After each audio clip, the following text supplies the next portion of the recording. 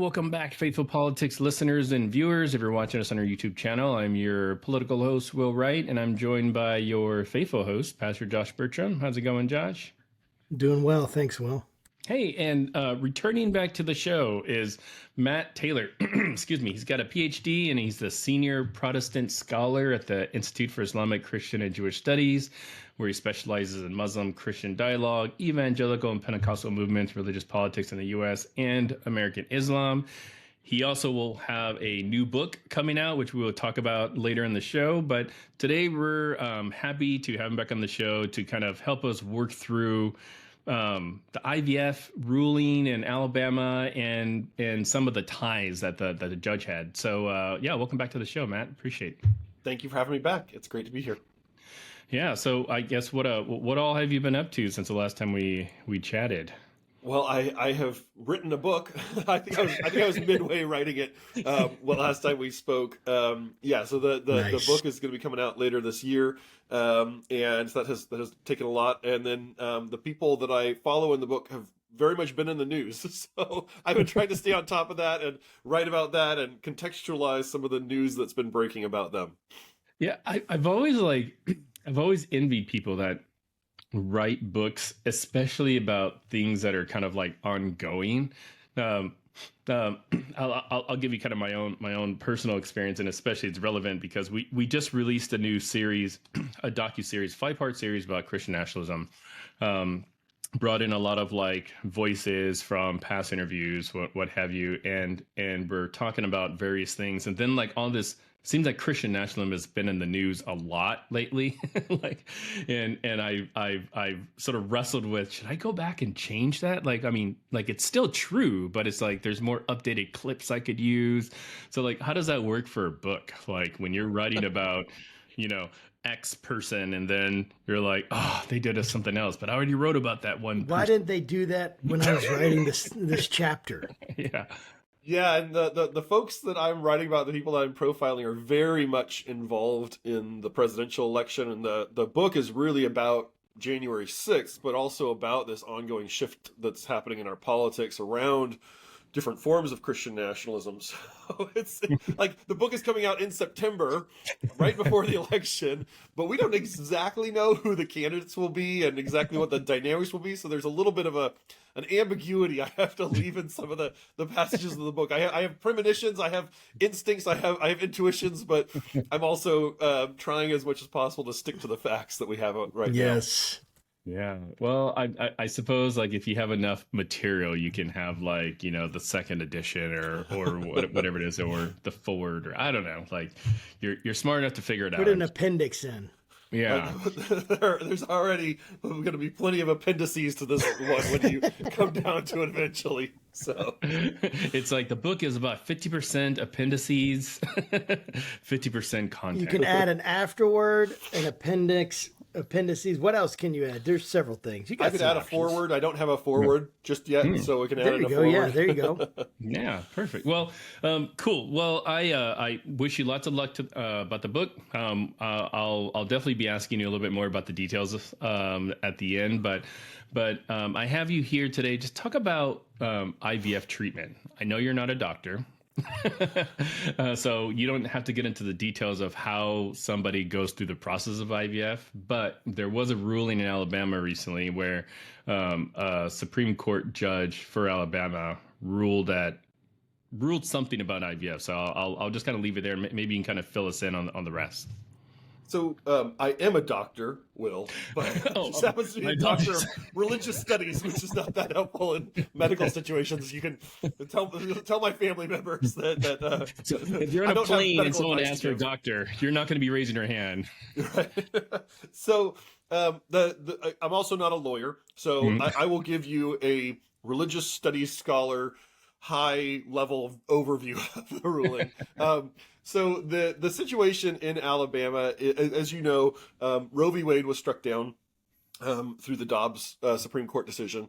And so there's been a lot of turmoil in a lot of states, especially Republican-led states, around what is permissible, what is acceptable around abortion, around the rights of a fetus. And in the Alabama laws, there are protections for unborn babies, for babies in the uterus, right? And that's actually true across most legal situations, as far as I understand it. That right, there's certain protections, right? If a pregnant woman gets injured, right, there are certain considerations about the intentionality of that injury, and if it injures the fetus, right, this is a legal concern. So the situation in Alabama was that there was an IVF lab, an in vitro fertilization lab, where it's not totally clear to me exactly how this happened, but somebody got into the lab and damaged and destroyed some of the embryos, seemingly accidentally, and it's not totally clear how they even got in there. But then the parents sued this person for wrongful death of these embryos that they had created, because they had a personal, very close attachment to them. And so the Alabama Supreme Court, which, by the way, the Alabama Supreme Court is elected by the people, right? And it's kind of similar to the Senate, where they have these kind of rolling elections every 6 years. Each justice stands for re-election. So the Alabama Supreme Court, the majority ruled that it was fine for these families to sue this person for wrongful death, because these embryos, under the Alabama law as they interpreted it, were people. And but the news grabbing part of this, I mean, that's already a news grab, right? That's a very idiosyncratic view of the law and of embryos. But what really got a lot of attention, especially around Christian nationalism with this ruling, was that the Chief Justice, a man named Tom Parker, ruled. He wrote a concurring opinion, right? So it's an agreement with the majority. It's not the ruling opinion, but it's his concurring opinion, that says that he really uses the Bible and uses Christian theology. He references the Catholic theologian Thomas Aquinas. He references John Calvin, and he cites the Bible a number of times to say, not only is this legal, but this is a biblical interpretation, right? So, which is a very unusual move, especially in modern American law, to try to draw the Bible into a secular court ruling. And he's using theological and biblical rationales for explaining this. And then he also had a number of comments that came out at the same time that stirred up even more controversy. So that's fascinating. And it'd be interesting. And I know that you're not a legal scholar, but it'd be interesting to see like what overlap there is between like when someone say uses a theological argument versus a legal argument, and the kind of morals involved in there. But I know that this particular judge has, or at least we think may have some ties to the Christian nationalist movement, New Apostolic Reformation. What kind of connections are there? Because that's kind of part of what's stirring this, right? Of course, he used this argument that brought biblical and theological rationale into a secular courtroom, and maybe that's like a separate argument in some sense as to the appropriateness of that. But what about this tie to Christian or to New Apostolic Reformation? And speak to anything I've mentioned that you want to, but specifically, my question is about the ties to New Apostolic Reformation. Yeah, so let me just give a little background here, just in case folks aren't familiar with the New Apostolic Reformation. So my book is about the New Apostolic Reformation and their role in the Trump administration and in January 6th. And the New Apostolic Reformation, or we can just call it the NAR, it was a movement that emerged out of the 1990s in the non-denominational charismatic space in American Protestantism. So this is a kind of amorphous arena of American Christianity. Global Christianity really is a very important movement globally. And so these non-denominational or independent charismatic churches and ministries are charismatic in the sense that they are invested in accessing the spiritual gifts that are referenced in the New Testament, especially the supernatural spiritual gifts, things like prophecy, things like speaking in tongues, things like healing. And so, but then they're independent, they're non-denominational, so there's not kind of overarching governance. And part of the idea of the NAR, which was really a movement garnered and gathered by a seminary professor named C. Peter Wagner. The idea of the NAR was that in the end times, which they believed we were living into, God would unleash through the Holy Spirit a new anointing for apostles and prophets to lead the church. And so again, this is kind of operating in this non-denominational space. And so Wagner, the founder, was often would often call this kind of his theory of this the post-denominational church, right? So he's trying to think beyond Christian denominations into these what they would call apostolic networks, into these relatively independent but still kind of gathered and organized under apostles networks of churches and ministries. And then the NAR has always been very, very strong in ideas of spiritual warfare and really accelerating certain forms of spiritual warfare. And they are also very into modern prophecy and the belief in prophets. And so the same day that this ruling came down last month in February, there was a podcast episode that was released by one of these NAR prophets, a guy named Johnny Enlow. In the video or in the podcast, Tom Parker is being interviewed by Enlow, and they are talking about the seven mountains. And Parker is expressing his affirmative belief in the seven mountains and why he does what he does based on the seven mountains. And if you haven't heard of the seven mountains, it comes out of the NAR. It's I call it a programmatic outline for Christian supremacy, where the idea is that you divide society up into different spheres of influence or spheres of authority, and those include the family, government, media, education, arts and entertainment, commerce, and I'm going to blank on the seventh one now.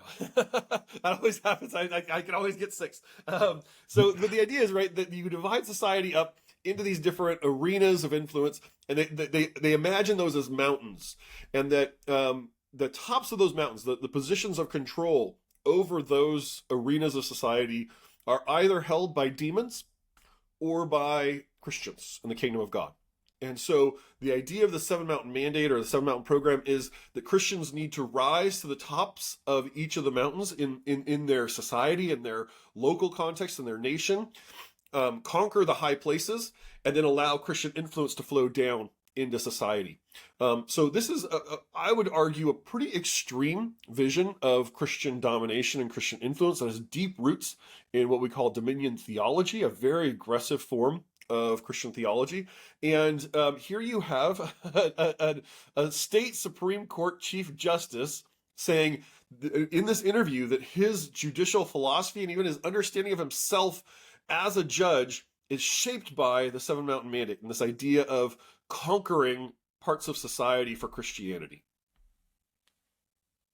Yeah, that's pretty wild, and I want to dig a little bit more into some of the judge's comments here in a second, but I want to sort of like maybe dissect the NAR a little bit more because so the NAR knew Apostolic Reformation. So can you maybe sort of like break down like, okay, apostolic, like what the significance of that word is, Reformation, for like non-Christian or church going people that don't really understand what that word is. I mean, I have a hard time understanding what that word is.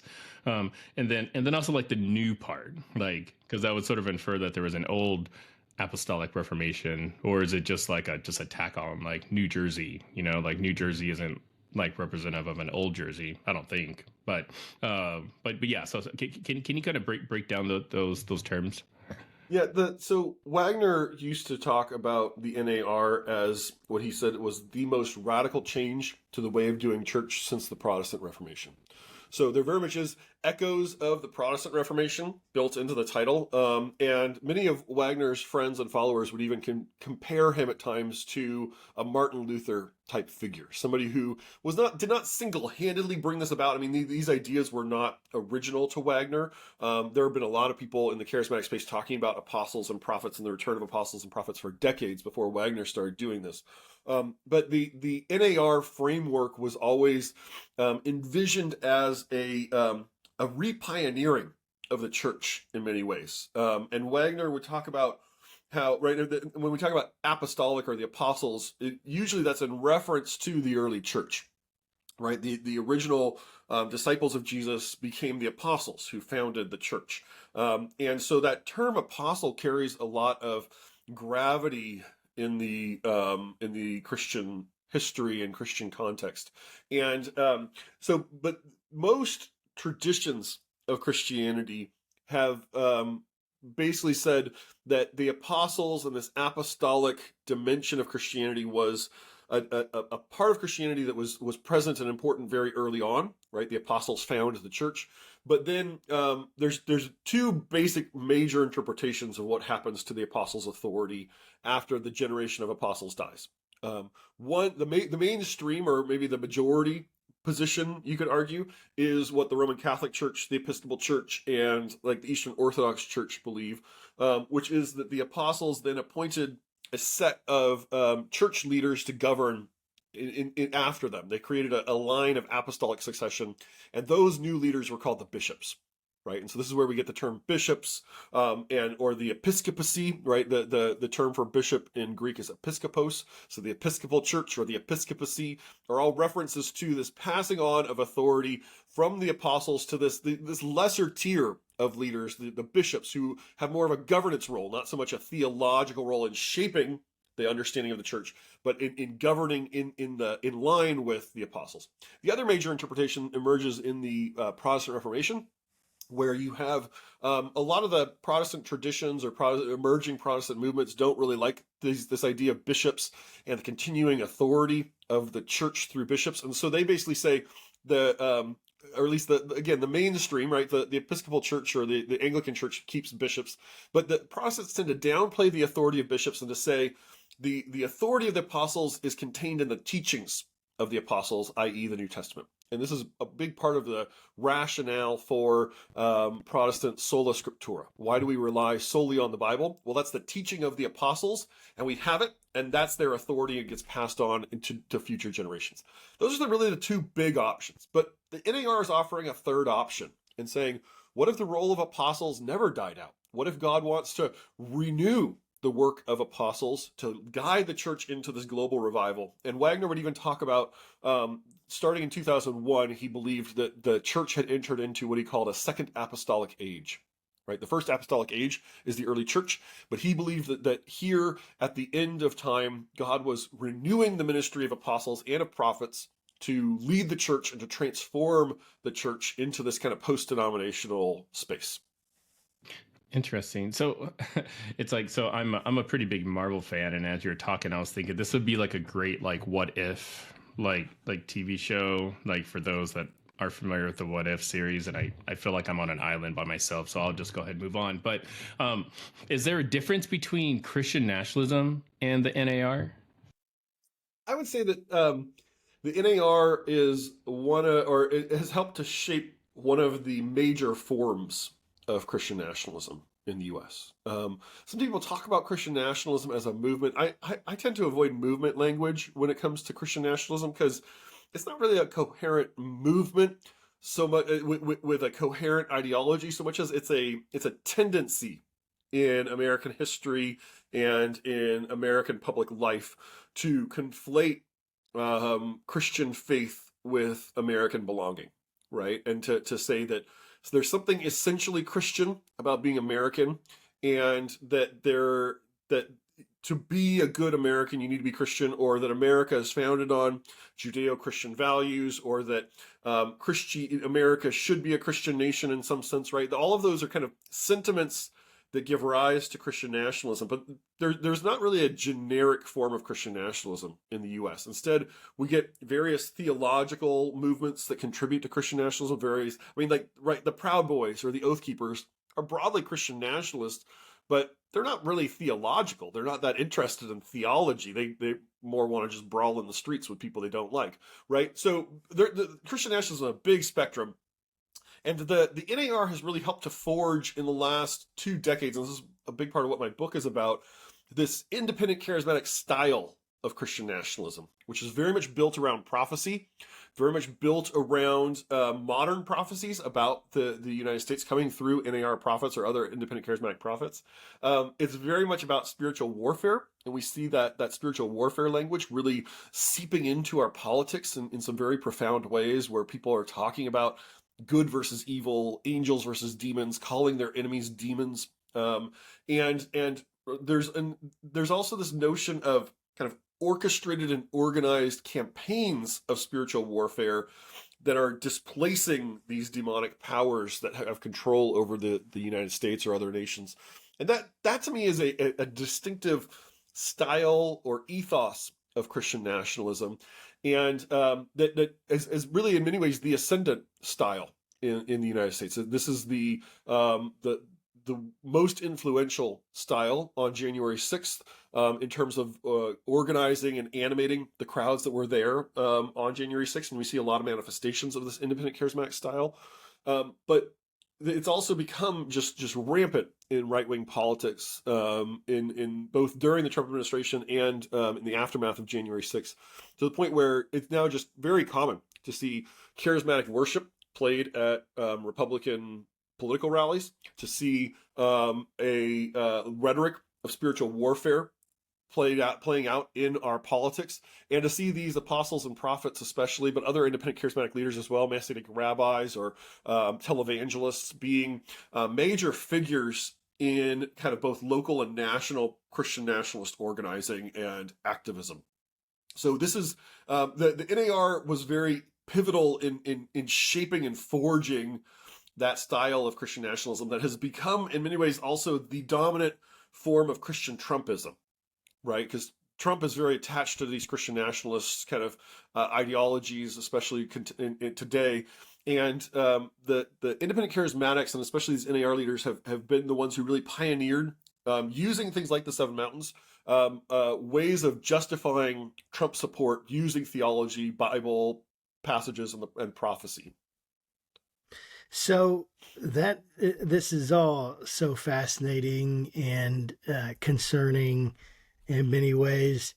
So this judge from Texas, he makes a ruling, Alabama, or he's part of a majority, Alabama, sorry, and he makes a ruling. He makes this judgment, and now he's writing Christian theology, or putting it, this rationale, into his concurring opinion, which obviously I know for many people it's concerning. Some people might not be that concerned about it. Help us make that connection between this judge, and I know that you've mentioned his connection with the Seven Mountain Mandates, but what specifically about this ruling has NAR all over it, and make that connection for us, and how it's actually starting to affect the lives of Americans in their daily lives, and so that people can see and understand, hey, what is the impact? Because judges make all sorts of rulings that don't matter to my life all the time. So what is it about this that is of particular concern? I track a lot of right-wing politicians and even legal figures like Tom Parker, who overlap with and intersect with these NAR circles. The NAR, they have a state-by-state leadership network, prayer and intercession and spiritual warfare infrastructure that they've built over the last few decades. And so they have a lot of local connections like this, where they'll have a relationship with a Supreme Court justice, a state Supreme Court justice, or a relationship with a governor, or a relationship with legislators. So I'm trying to track a lot of people who are very tied in with these folks, and you can usually tell when you're looking at politicians who are hanging out with NAR leaders whether they are playing it up and trying to pretend like they are speaking the language of the NAR, or whether they're native speakers, whether they really know what they're talking about and are immersed in it. Tom Parker very much comes off as a native speaker. In fact, I have found some evidence that he was interacting with and hanging around with some of these NAR folks as far back as 2003 or 2004.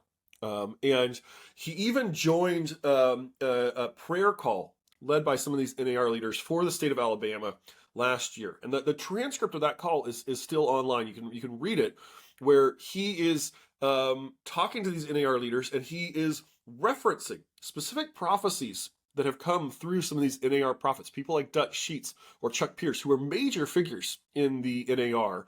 And he's saying, and I believe these prophecies that they gave for the state of Alabama that are about judges and about judges playing a role in bringing about revival in America. And he's saying on this call that he has been trying to enlist his fellow judges in that program of fulfilling these prophecies through bring about global revival, right? So just to pause for a second, right? This is not just a state Supreme Court justice referencing the Bible or referencing Thomas Aquinas in some philosophical sense as these are my philosophical underpinnings for how I think about the life of an embryo. This is a state Supreme Court Chief Justice referencing modern charismatic prophets and saying these prophets have shaped the way that he understands his own role in being a judge and in thinking about law, right? And how he imagines what his role is. So in the actual ruling and in his comments, what seems to be the case is he's obviously an educated person. He's obviously an intelligent person, and in his ruling itself, he tries to stick strictly to the Bible and to these kind of landmark Christian philosophers or theologians like John Calvin or Thomas Aquinas. But in his actual beliefs, when he's expressing them in more off the cuff remarks, either with Johnny Enlow or on this prayer call that he participated in, you can see that the theology of the NAR has very much shaped his worldview and his sense of who he is himself. And so then I think that casts a different light on this ruling. Because if you think about just the ruling, you can say, okay, well, he's doing this kind of generic or kind of standard Christian nationalist thing of trying to pair the American legal tradition with the Bible and insert more Christianity into American law, which I would say is a bad thing. I think that violates the separation of church and state on some very fundamental levels. And I would argue, though, again, I'm not a lawyer, it seems very unconstitutional to me, at least according to the current jurisprudence around the Constitution. But when you think about that, part of why he's doing this is that he believes in these modern prophecies. And he believes that he has a special role to play in changing America. And this very much does fit with the NAR and the Seven Mountains concepts and approaches to politics. The NAR folks are very involved politically. They're very invested in connecting with political leaders. Many of Donald Trump's evangelical advisors came out of these NAR circles. His official advisors, his recognized advisors, came out of these NAR circles and were using these theologies to seek certain outcomes from the Trump administration. But when you actually boil it down to what do NAR leaders want, what's their political agenda, it's actually pretty vague. Because what is drawing them into politics is not policy. They aren't that interested in the specifics of policy. They are not writing think tank white papers outlining their preferred outcome around in vitro fertilization, right? That's just not no the culture. 900-page document like the heritage that we have to comb through now, and it's becoming the bane of our existence. No, the NAR is not. These are not policy wonks. They are prophets who believe that they are hearing directly from God and speaking directly for God into politics. And when they do, so they have a very, very strong anti-abortion approach. They are some of the most extreme anti-abortion activists I've ever encountered. And I grew up as a conservative evangelical. I have anti-abortion activists in my extended family. Like I'm pretty familiar with that kind of pro-life anti-abortion movement and how it operates. The NAR is at the furthest end of that spectrum of anti-abortion activists. And let me just give you an illustration of this.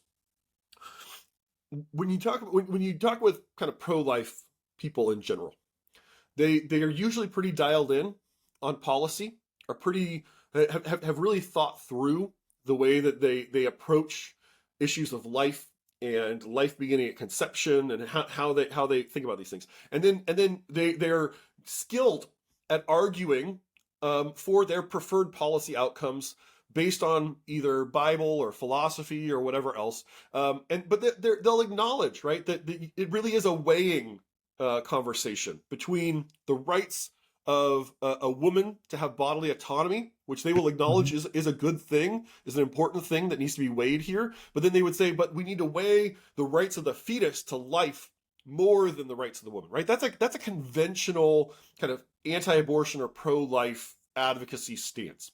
That's not how the NAR talk. The NAR folks, they talk about spiritual warfare. And so in their conception of American politics, they believe that, again, the seven mountains are either dominated by demons or by Christians. And so if the demons have control, then the demons are trying to enact their demonic agenda through human actors.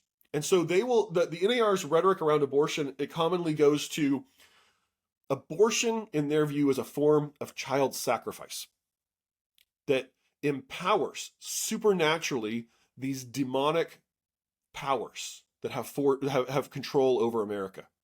And so when they talk about getting rid of abortion, it is to get to clear away this practice of child sacrifice as they see it, so that revival and transformation, Christian transformation, can come to America. Right? That is not a conventional policy debate. That is like, no. If you think that this is a practice that is basically an occult form of worshiping demons, then there's no negotiation around, okay, well, what are the rights of a woman to bodily autonomy? Or at a philosophical level, what is an embryo, and how does that contrast with an embryo that's inside the uterus versus one that's in a test tube? They aren't thinking about those things at all. They're talking about this as a form of spiritual warfare and enacting this spiritual warfare. So Johnny Enlow, after all this news came out, and he was in the news a lot because of this conversation that he had on his podcast with Tom Parker, he goes on another podcast with an NAR prophet named Steve Schultz last week, and he talks about his 15 minutes of fame and how the news has been covering him and the process he goes through. But then they're talking about this IVF ruling, and it's very clear, if you listen to this podcast, that neither Steve Schultz nor Johnny Enlow, who are ardent pro-life advocates, have thought this through at all. They have not thought at all about IVF. They've not thought at all about what the larger issues involved here are. And so they're saying, well, this is a victory for life, what Tom Parker did. This is a wonderful thing. But then Steve Schultz pulls back and says, my wife and I, for a while in the 70s, we didn't know what we were doing, but we used an intrauterine device, right? An IUD.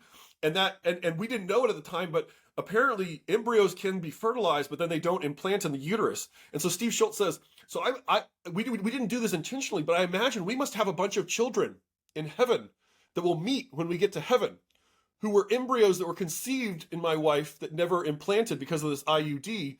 And so I'm just really curious to see what will happen when we get to heaven and meet all these children that we never knew we had, because those must also be souls. And then Johnny Enlow jumps in and is like, well, isn't that interesting? We know people who've been to heaven. We know prophets who've been to heaven. And what would be interesting to know whether those children will be grown as adults or little babies, right? And it's like, wow. They're having a theological and a prophecy conversation about this, while the entire country is reeling from the policy implications that they helped to instigate. It's so wild.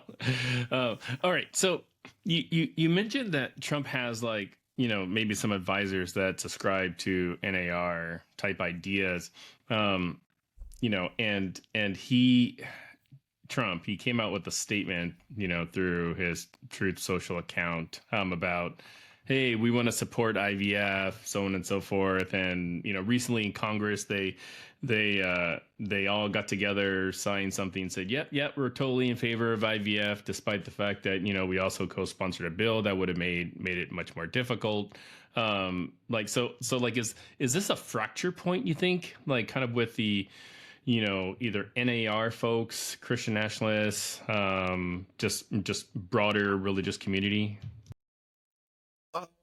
I think these IVF politics could be a point of disagreement among many right-wing and conservative and even Christian nationalist politicians.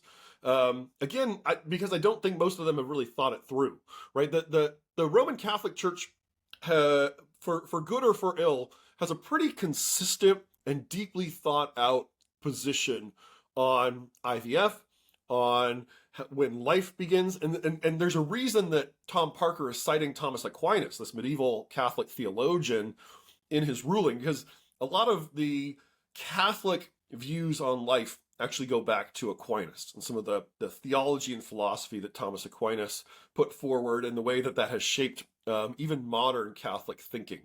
But these folks aren't Catholic, right? The NAR people are not Catholic, and Tom Parker is not Catholic.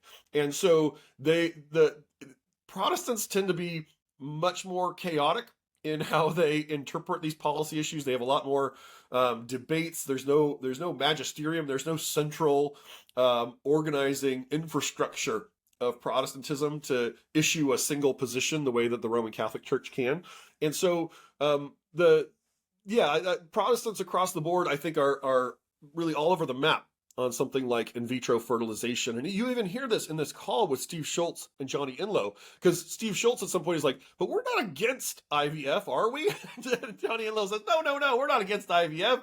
But then when they try to talk in any sort of specificity, it's like, well, and if again, I'm not a doctor, I don't know that much about in vitro fertilization, but I understand that you have to create multiple embryos because they sometimes don't implant, right? It's a complicated medical process, but they're saying, well, we're just saying they shouldn't create more embryos than they need. But the implication of that is, I mean, there are hundreds of thousands, maybe millions of these embryos in existence in deep freezers all over the country. And so if a law like this was to be put in place, or if the legal ruling like this was to be put in place, it would seem to demand that either those embryos should be implanted or they should be protected forever and kept in, like, preserved forever, which is, again, a very strange thing to approach theologically. Okay, these are people, but we're keeping them in deep freezers for all eternity, right? It's a very strange set of circumstances and beliefs that are giving rise to this. And I think that the broader implications of this for society is, it's more that these folks are interested in instigating change. Sometimes they aren't thinking in a real directional or strategic way about that change, right? If Tom Parker thinks that he has a role in bringing about revival and about changing American culture, then you have to wonder, what are his deeper reasons for doing a ruling like this, right? He could have just signed on to the majority opinion and run with the majority opinion, which would have had the same exact policy outcome, right? It wouldn't have changed the policy at all, except he wants to write this theological treatise as his concurring opinion that has really then driven a lot of the news coverage around this issue. And I think that very much does fit with this NAR ethos of, they want to drive change. They want to bring about radical change. And so they see this as consonant with that agenda, as being a part of it. So in this interview with Steve Schultz, here's how Johnny Enlow interprets this decision. And he says, I'm not speaking for Tom Parker. I only spoke to him for this podcast. Here's how Johnny Enlow interprets it. He says, if you can prosecute the owner of an in vitro fertilization lab for murder, for how they treat embryos, then you can prosecute the owner of a womb or a doctor for murder. Oh my gosh. And so, right, and that is not like, oh no, they're celebrating that this is a new possibility based on Tom Parker's ruling, that now you can prosecute women who have an abortion or doctors who commit abortions for murder because of the way they are treating an embryo. Now, that's not in Tom Parker's ruling, right? But that is Johnny Enlow's extrapolation. Oh, and Steve Schultz is very excited about this as well. Their extrapolation of this in the way that they view the world, because they want to see that kind of transformation in society. They want to see these sharp shifts in American culture that they think will instigate a revival and a total transformation of culture through the Seven Mountains. I mean, there's so many questions that I have, so many things. Like my head is just like, swimming right now because I can see how someone would look at the current state of our culture and feel like there are forces beyond our control, potentially that nefarious, especially if someone already has a worldview that allows for that, right? That would say something like there's a spiritual realm, and within this spiritual realm, it influences us, and then make these connections. I can see how someone can do that. I could see how someone could make the connection. Well, what are the reasons for most abortions? What is it the issues of um like what is normally said, it's in the rape or incest or something like that, or the mother's life is at risk, and say, well, most of them don't do that. I don't know the stats on that. I'm just saying I can see how people can look at that and say, well, if abortion is just for, let's say, someone's convenience or someone's career or someone's, whatever it is, you may see like, well, that seems wrong to me, and even put it in a category of evil, or say, hey, why did the Old Testament kings sacrifice their children? Well, they sacrificed their children in order to gain some kind of power, some kind of political gain, some kind of whatever, in order to do that. And I can see how people can make those kinds of connections. And yet at the same time, I'm like, there's just, it seems so haphazard to me, the way that these things are being like almost the authority by which they're saying, like they're so convinced that it is like, that's what this is child sacrifice, like full stop. And that, I'm like, I don't, that's way too much of a simplification of an extremely complex issue.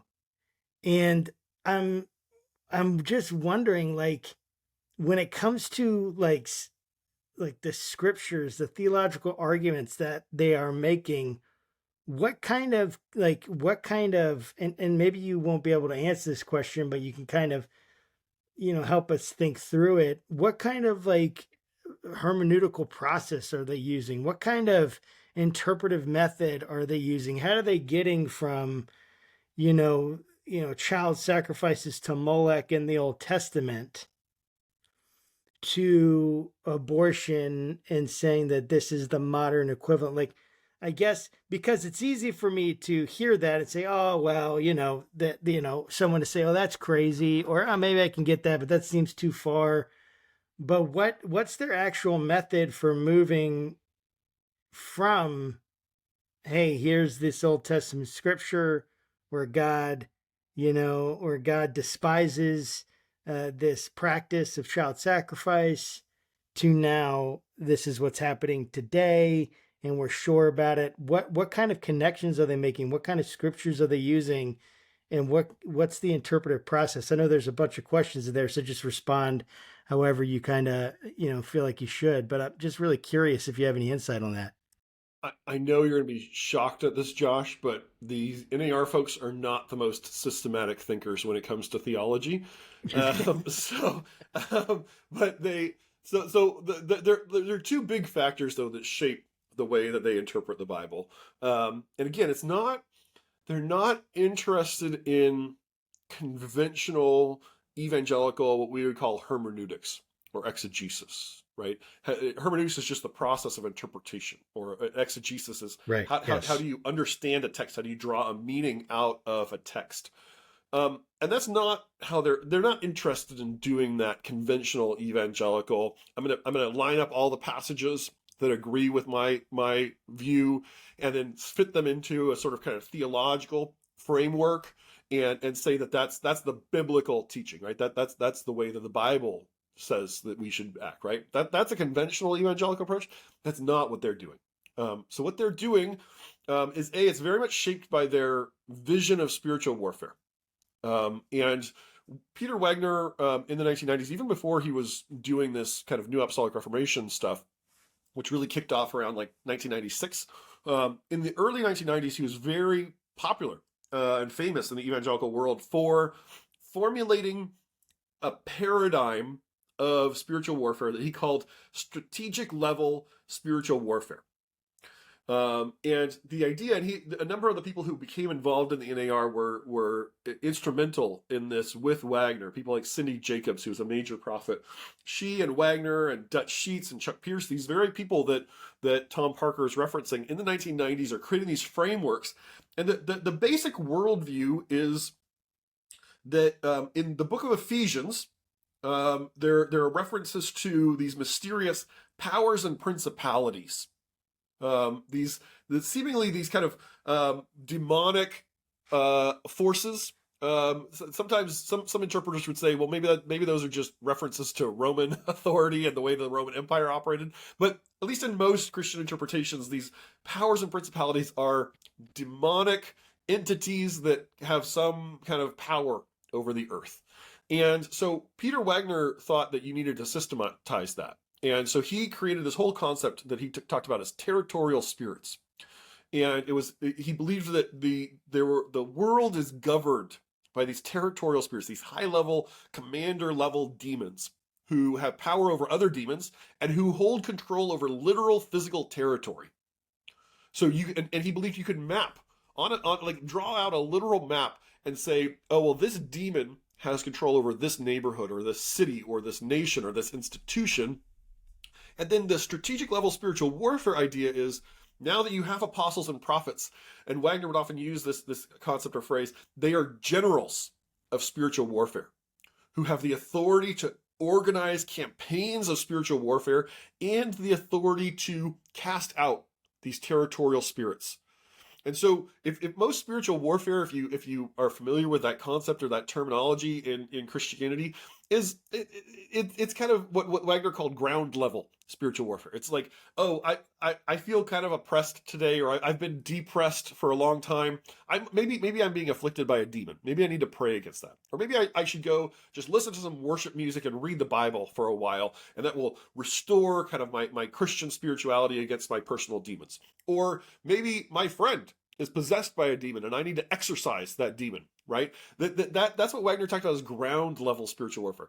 But here we're talking about strategic level spiritual warfare, where they believe that they both have the authority and they've built these networks to create this groundswell pushback against these demonic forces. And this is very, very important for the NAR. It's one of the central kind of underlying philosophies or visions that they have and it was part of why they showed up on January 6th. They believed that demons had hijacked the election using Democrats and using disloyal Republicans, as they would view it, to steal the election from Donald Trump, and that they needed to push back against those demons on January 6th. In fact, before January 6th, in the fall of 2020, right, Ruth Bader Ginsburg, the Supreme Court justice, dies. And one of these NAR apostles, one of the major ones, a guy named Robert Henderson, gave a sermon shortly after Ruth Bader Ginsburg's death, where he said, I was actually in Washington, D.C., praying with a group of other people a few weeks before Ruth Bader Ginsburg's death, and our prayers helped to bring about her death. What? Because, and he says, because we had to get rid of the blood altar of abortion that is in our culture, and the Supreme Court were the ones who were holding up that blood altar through Roe v. Wade. And so we prayed against that, and our prayers helped contribute to her death. And he says, and how do you know that how can you ask me, well, how do I have the authority to do that? Well, I'm an apostle who's leading a house of prayer, and God has delegated that authority to me and to us to do this kind of warfare, right? So that is right. That spiritual warfare ideology and philosophy really shapes the way they interpret passages from the Hebrew Bible or the Old Testament about child sacrifice, about these things. Like everything gets filtered through that lens when they approach Scripture. Let me briefly talk about prophecy too. When the NAR folks approach the Bible and interpreting the Bible, they are often using what they, if you were to give a cultivated phrase to it, they're doing a sort of prophetic illumination of the Bible. They're not interested in, oh, what does the Bible mean in its context and in its history, and if you can kind of parse out all the Greek or the Hebrew terms, what is the root meaning of this? They want to know what it means today. They want to understand what it means today. And just about any prophetic interpretation will do for them, right? So let me just give one example. They'll frequently cite this verse because they're very into taking control over society. And so they'll frequently say, Jesus told us to occupy until I come back. Now, I have a seminary master's degree. I have a Ph.D. in religious studies. I grew up evangelical. I was like, I have no idea where they're getting this Bible verse. Like, what did Jesus ever say? Yeah, Occupy until I come back. I'm confused. So I went to dig into it. In the Gospel of Luke, Jesus tells this parable about the landowner who is going away on a business trip, and he gathers some of his servants and gives them sums of money and says, do business with this money until I come back. And then the story kind of plays out, and he comes back, and some of them did good things with the money and some of them didn't do anything with the money. But in the King James translation of that parable in the 17th century, they used the phrase, the landowner says, occupy until I come back. Apparently, I don't know, occupy was a synonym for do business in 17th century English, right? Like the King James Bible is weird. But they want to cite this and say, Jesus told us to occupy until he comes back. Jesus did not say that. The landowner in a story that Jesus told said that, and he didn't even say that. That's just a bad translation from the 17th century. But they would say, but doesn't this reinforce the prophetic views that we have of things like the Seven Mountains or dominion theology? And so you hear this verse constantly cited, even though like any conventional evangelical hermeneutically trained pastor would be like, that is a bad way to cite that verse. But these leading apostles and prophets do this all the time, again, because for them the prophecy shapes the way you read the Bible, doesn't just give you kind of encouraging words for today. That is so wild. I feel like whoever created that emoji where they put their hand on their face and like shake it, like had read enough about NAR that was the only expression that they could come up with, because it's pretty wild. And yeah, just really wild. But so I want to ask you, just this will probably be my last question, but just in regards to sort of the implications and impact of this ruling on different religious communities. So I know that you work for an organization, Islamic, Christian, Jewish Studies. Like how does a ruling like this,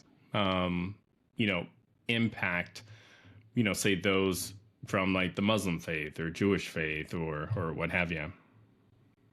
Sure. When you think about pregnancy and birth and the process by which children come into the world, these are fundamental human experiences.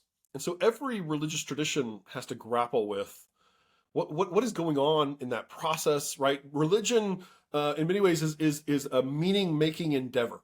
We're trying to make sense of the world that we experience, trying to fit it into kind of bigger frameworks. In the Jewish tradition, right, most of the kind of foundational understandings of all the contemporary forms of Judaism go back to the rabbis, this group of leaders that grew out of what we see in the New Testament, this group called the Pharisees in the first century. And the rabbis, who were roughly operating from the second to the 6th centuries, kind of at the same time that Christianity is emerging, their view on abortion and the way that they interpret these things was that basically abortion or life begins at birth. And so up until that point, the woman has total autonomy over her body and can make whatever choices she wants to make in that space. And that's a jurisprudential, a halakha approach within rabbinic Judaism. And so many Jewish communities have actually pushed back, not just on rulings like this, but even on the Dobbs Supreme Court decision, and then many of the state abortion regulations, and saying, this is actually a violation of our freedom of religion to say that abortion is not permissible after 6 weeks or 16 weeks or whatever, wherever you put the line. Because they would say, in our tradition, in our religious philosophy, the abortion is perfectly acceptable. In the Islamic tradition, a little bit more complicated. And if you kind of dig through the Islamic jurisprudence around these questions, what we call Sharia or fiqh, there's a lot of, I mean, it's a legal discourse in and of itself, and so there's a lot of debates and conversation. But there's a general approach that says at some point along the way, and you can kind of mark it based on weeks or months, at some point along the way, the fetus does get rights.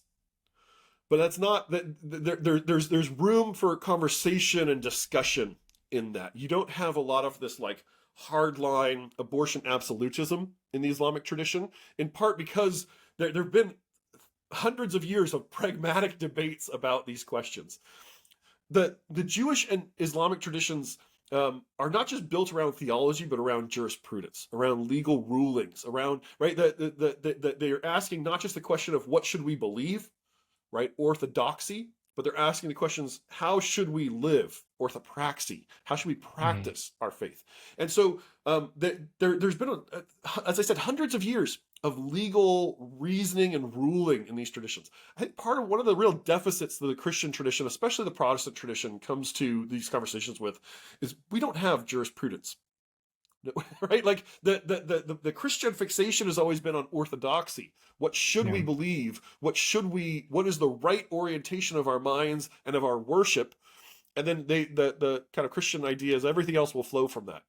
But that leaves us without a strong ethical tradition, without a strong legal and philosophical tradition to draw upon on these things. And then, so you get this like haphazard, oh, well, maybe an embryo in a test tube is a person. Well, maybe it's not. And everyone can find a Bible reference to back up whatever they want to say, right? But there isn't this kind of more grounded conversation. And so I do worry that even in a de facto way, the Dobbs decision and these state abortion decisions are creating a form of what we call religious establishment.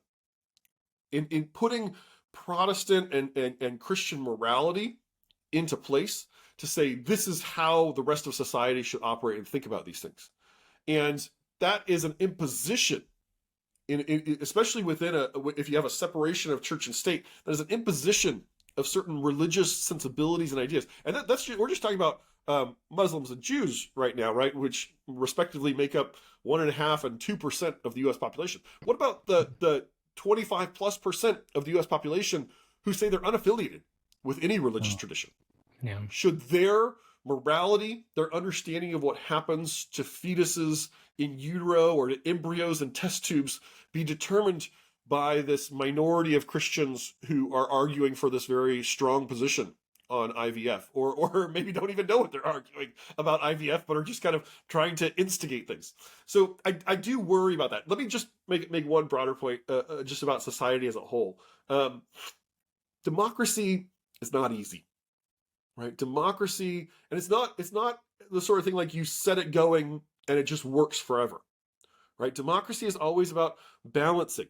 It's about creating systems that allow the will of the people to be enacted in some way, while also protecting the rights of minorities, right? And the rights of people who might not be in the majority. But if 51% of the population can just institute a decision or a law by fiat and have no legal protections for anyone else, that's what we call a majoritarian or an autocratic style of democracy, right? This is why we have the rule of law, why we have protections for minorities and for people who might be objectors to the current way of thinking, right? Maybe to give an analogy, democracy is a little bit like a top, like a spinning top, right? And we're all kind of on the top of this top, right? We're all spinning around with the system. We're all kind of in this together. And what I worry about with Christian nationalism and with the NAR is they seem committed to throwing themselves against the side of the top. And the top is starting to spin less regularly and it's starting to wobble, right? And they're destabilizing our democracy in doing that. And so Tom Parker, most people in the legal world looked at Tom Parker's thing and was like, "What the hell is this?" Right? Like does not even fit the standard understanding of how law is created in the United States. But it has a destabilizing effect. It's pushing against one element of this, and our democracy, and we see this happening all over the place, right? With extreme rhetoric, with laws being passed in certain states that are intended to push the envelope, to try to push things to the Supreme Court.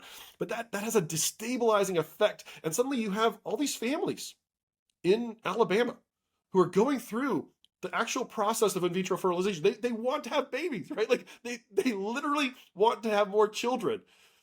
And this ruling has thrown a wrench into the machinery of that entire system.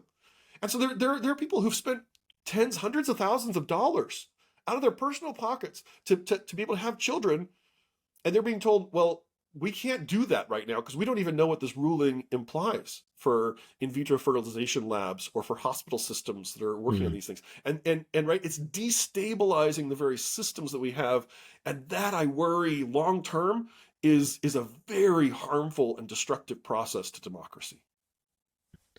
Yeah, I mean, that was really well said. Honestly, I mean, I think I haven't really thought much about in vitro fertilization at all because I never had to really do that and I never had to be a part of that process. And so I haven't thought about that aspect of how this might affect, these rulings on that are connected to uh, pro-life uh, ways of thinking, which I consider myself, if you were to put me in a category, I consider myself pro-life. But this is a enlightening conversation because there's so much that is complicated about this, and the implications of these kinds of rulings, and then like what you said about the millions of embryos in freezers, right, deep freezers right now,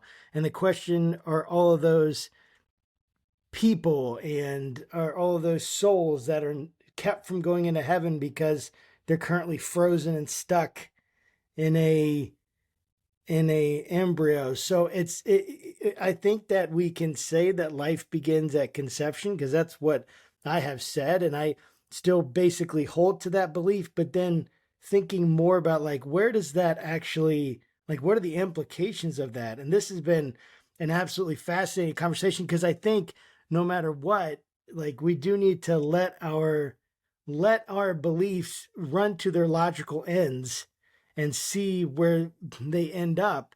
If nothing else, not if we don't change our beliefs to understand the implications of them and how they're going to affect our neighbors. Part of loving your neighbor is understanding how what you think, what you believe, which will then in turn how you act, affect the people around you. And this conversation has been absolutely fascinating and enlightening to me. I did want to give you a chance to talk about your book and kind of give that plug for your book that you have coming out and kind of let people know how they can find it when it's coming out, how they can follow you. And of course, if there's anything you wanted to say in response to what I just said, please do so. But I wanted to give you that opportunity to talk about your book there. Yeah, thanks for that. And just to maybe put a fine point on something that you said, um, in a biological sense, where life begins is a little bit up for debate, right? I mean, like if you ask a Right. scientist, they'll probably tell you, well, that's a philosophical and a theological question, right? When life begins. And in some ways, it's also the wrong question to be asking in situations like this. Because when life begins is a little bit ethereal. The legal question that is really driving a lot of this is, when does personhood begin? Legally, Right. when does a person become a person that can lay claim to certain rights, right? And that's the right, because you could believe that life begins at conception in some philosophical sense, but then say like, but that's just a cluster of living cells. That's not a person, right? And so that's Right. really where this debate is playing out. And part of what was so radical about this Alabama Supreme Court ruling was that it did attribute personhood and they called them extrauterine people, right? Like extrauterine, because they've never been put into a uterus. They've never actually been conceived in that sense, right? They're still existing in this kind of inchoate, kind of nascent form as an embryo that again is frozen at very very cold temperatures for very long periods of time. Yes, so the book is coming out in September. The title is "The Violent Take It by Force: The Christian Movement That Is Threatening Our Democracy." And in the book, I really try to trace out the history of the New Apostolic Reformation, but also how this, what I would call a tectonic shift, has occurred in the way that the religious right speaks and thinks about itself in the United States, really within the last decade or so. And how through the course of the Trump administration, this independent charismatic world that the NAR exists in was very much an unactivated, kind of chaotic element of American Christianity that was not very politically organized. But in the course of the Trump administration, and through the NAR and through people like Paula White, who was Donald Trump's closest spiritual advisor, who herself is an independent charismatic televangelist, how through these people and through their ideas, the character of the religious right has changed under our feet. And again, with the new concepts of spiritual warfare being infused and injected into our politics in a very overt way, how now we have these apostles and prophets from the NAR or from other independent charismatic networks who are now the frontline captains in the culture wars, both at a local and a national level. Go and read stories about people trying to take over school boards, Christians trying to take over school boards, Christians trying to take over city councils. Dollars to donuts, somewhere in there are a bunch of independent charismatic pastors and activists, maybe apostles and prophets, who are the ones on the ground pushing for those changes. That there's been this activation of these independent charismatic networks into our politics in a way that, again, I think is very, very destabilizing to our democracy. And I think January 6th is really a crystalline moment where we can see that process coming to a culmination of sorts. And I'll just say, because we are now the beginning of the third month of 2024, that process is ongoing. And many of the same people, the same theologies, the same ideas, the same leaders who were behind the Christian mobilization for January 6th are very, very active in this presidential campaign, pushing for Donald Trump. And a lot of the ideas that gave us January 6th have in many ways become more popular since January 6th in right-wing circles, and become more narrativized into the identity of these Christian believers in Donald Trump. I think we are entering into a very, very dangerous season for American democracy this year. And I am very worried that we could see not just protests, not just chaotic state Supreme Court decisions like this, not just legal contestation of the 2020 election. I'm very worried, or the 2024 election. I'm very worried that we could really see incidents like January 6th in the lead up to or aftermath of this presidential election that could again inject a sort of Christian nationalist, prophecy-driven Christian nationalist ethos directly into our politics in a way that could very well harm or maybe even long-term end the project of the United States. Yeah. Real fast. I know that you you did kind of a series with sort of our brothers in pod over there, the straight American white Jesus. I think I said that right. Straight white American Jesus. Yeah. So I would highly recommend anybody that hasn't, listened to it, checked it out, to listen to it, because you really go into a lot more detail about the NAR and whatnot. So that's sort of my own plug for you and our fellow brethren and podcasters in this space. So thank you. That's the series is called Charismatic Revival Fury, if people want to search for it. So just search Charismatic Revival Fury. And it just went behind a paywall because there's been some reorganizing in how Bradley Onishi and Straight White American Jesus do things. But I think right now you can get the entire series for like $20 or something like that. So it's very affordable if you're interested in listening through it. That's awesome. Well, I really appreciate this conversation. Matthew, so much. And I did want to end with this real quick note and then end this out that when you had mentioned the use of occupy in the KJV.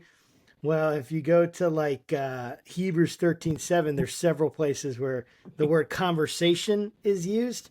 And it says, remember them which have rule over you, who have spoken unto you the word of God, whose faith follow, considering the end of their conversation, which we would say the in their way of life, the way they live their life. And they're using this word conversation in English in a way that we would never use it in an actual conversation today. And it just goes to show you, like, you got to look at this stuff and kind of and map it back to where it came from to understand when people are making claims like this, especially anything about the KJV. I'm very skeptical when people are making any kind of, claims, except for just the beauty of the English language at that time when they're going to the KJV. So it just, because someone could say, oh, occupy, though that kind of means no. The words change over time, and you can see it right there. Just look up conversation in the KJV and see if it makes sense to you.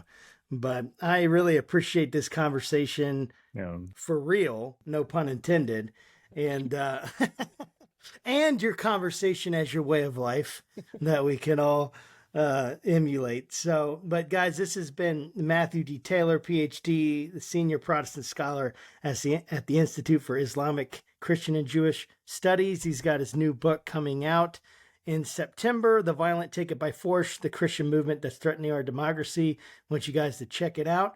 And hopefully we can have you back on, Matthew, to talk about that. And until next time, keep your conversations not left or right, but up. Thanks, guys. God bless. See ya.